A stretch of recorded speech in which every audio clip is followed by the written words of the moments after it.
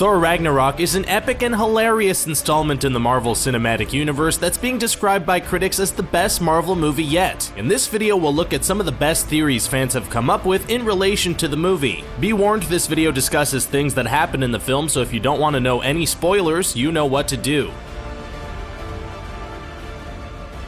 Don't forget to hit the subscribe button. It's the best way to keep up to date with our new videos as they get published. And before we get started, can you find this Mjolnir Easter egg hidden throughout the video? How many times did it appear?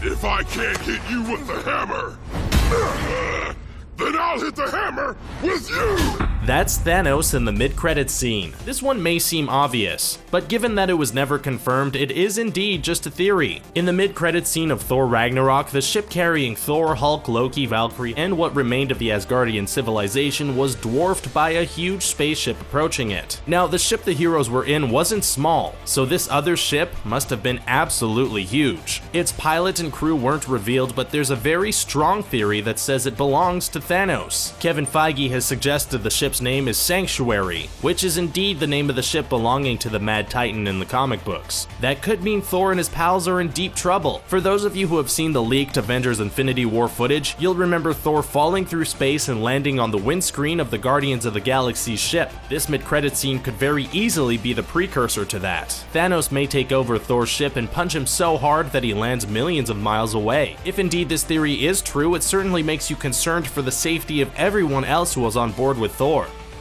Is that? What, the gem? It's the Mind Stone.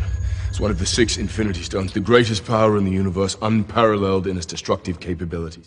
The Eternal Flame is the final Infinity Stone. So far in the MCU, 5 Infinity Stones have been explicitly depicted: the Tesseract, the Aether, the Orb, the Mind Stone, and the Eye of Agamotto. Many people were expecting the 6th stone, the Soul Stone, to make its first appearance in Thor Ragnarok, but it didn't. Or did it? This theory suggests we saw it in all its glory. The Eternal Flame was a literal flame that had burned for eternity and was stored in Odin's trophy room. While it was never described as being an Infinity Stone, it certainly fits the MCU's profile of one, and more to the point, it's orange, which we know is the color of the final stone, and Hela used it to resurrect the souls of the dead. At the end of the movie, Loki went to Odin's trophy room to use the item to trigger Ragnarok at Thor's request, where he also saw the Tesseract for the first time since 2012's Avengers movie. Could it be that he took both the Tesseract and Eternal Flame with him at the movie's climax in order to hand them over to Thanos prior to the Infinity War? It makes sense and would negate the need to introduce a new stone at the beginning of Avengers Infinity War, which will be a busy enough movie to begin with.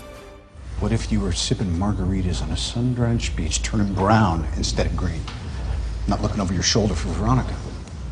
Don't hate, I helped design Veronica. As a worst-case measure. Tony Stark helped Hulk leave Earth. At the end of 2015's Avengers Age of Ultron, the Hulk quietly left Earth in the Avengers Quinjet, having realized that he was something of a danger to the planet, giving his nigh uncontrollable destructive power. He reappeared in Thor Ragnarok on Sakaar, a gladiatorial planet on which he thrived that was far more suited to his volatile nature. Was it sheer luck that he ended up falling through a wormhole onto Sakaar, or was there more to it? This theory suggests he had a little help from none other than Tony Stark. Stark certainly had a lot of input in the mechanics of the Quinjet. Lab's all set up, boss. Oh, actually, he's the boss. I just pay for everything and design everything and Make everyone look cooler. So he could have helped to remotely set its path. Stark's input was made evident in Thor Ragnarok when it was revealed that the vehicle had Thor's name registered in its system as Point Break. no hard feelings, Point Break. You got a mean swing. It also makes sense because Stark is the character who's most aware of how dangerous Banner is. He built the Hulkbuster armor after all, and his protective mindset was extremely evident in 2016's Captain America Civil War. He was also Banner's best friend and science buddy, so it stands to reason that he would help him leave Earth if that's what he wanted to do. Tea? I don't drink tea. What do you drink? Not tea.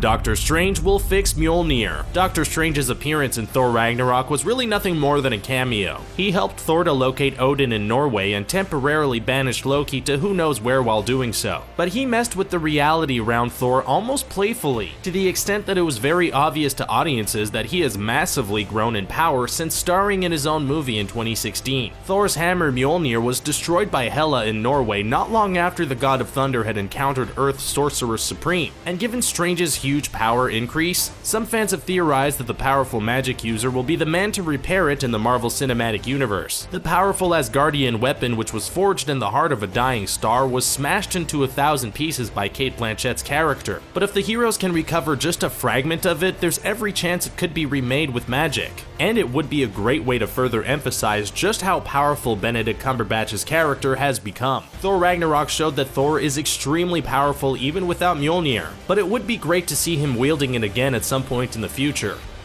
Hail, Hela, goddess of the dead. We seek an audience. The sons of Odin risk much entering my realm. Hela isn't dead. At the end of Thor Ragnarok, Hela appeared to perish in the midst of Surtur's violent and powerful assault on Asgard, which resulted in the realm's complete destruction. However, this theory suggests that she managed to survive the scenario, and with good reason. Hela is the goddess of death, and as such might not actually be able to die. Moreover, there's a good chance that she has a major part to play in the Marvel Cinematic Universe going forward. If Hela is the MCU's version of Mistress Death, she may well sit by Thanos' side in Avengers Infinity War, perhaps as the object of the Mad Titan's affections, just like Mistress Death did in the comics. As if Thanos and his henchmen weren't enough trouble for them. Cate Blanchett's character was fantastic, arguably the best villain in the MCU to date, so her return would be most welcome, and therefore we really hope this theory turns out to be true. Valkyries! Warriors! Your seats in Valhalla are promised! Protect Odin with your lives! Valkyrie will become Thor in the MCU. There's been a lot of talk about a female Thor appearing in the Marvel Cinematic Universe ever since Jane Foster became the female Thor in the comics. However, if Thor Ragnarok is anything to go by, Natalie Portman's version of Foster won't be appearing in the franchise again anytime soon. This has led some fans to theorize that Tessa Thompson's Valkyrie may become the female Thor of the MCU in the future. Valkyrie is an awesome character who, like Thor, is an Asgardian who's rather good at kicking ass, and it does seem to make more sense to pass the Thor mantle onto a character who's both as tough as Thor and popular with fans, both of which Jane Foster absolutely is not. Did he just... Who do you think you are? Valkyrie didn't only survive the movie, she thrived in it. Thompson looked like she was having a lot of fun, and her character showed the kind of bravery and loyalty that could make her worthy of Thor's power going forward. If anyone is going to take on the role in the future, we'd love it to be her. I am your host, the Grandmaster. I know who you are, too. Then you know my reputation for putting on a good show. Like this one.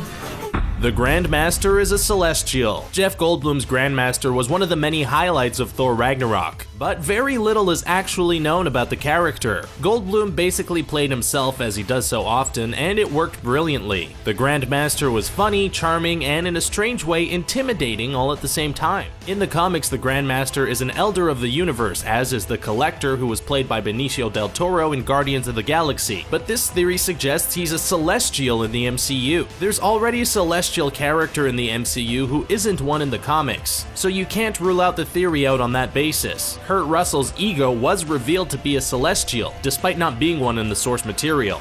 A Celestial like a god? Small G, son. At least on the days I'm feeling humble as Drax.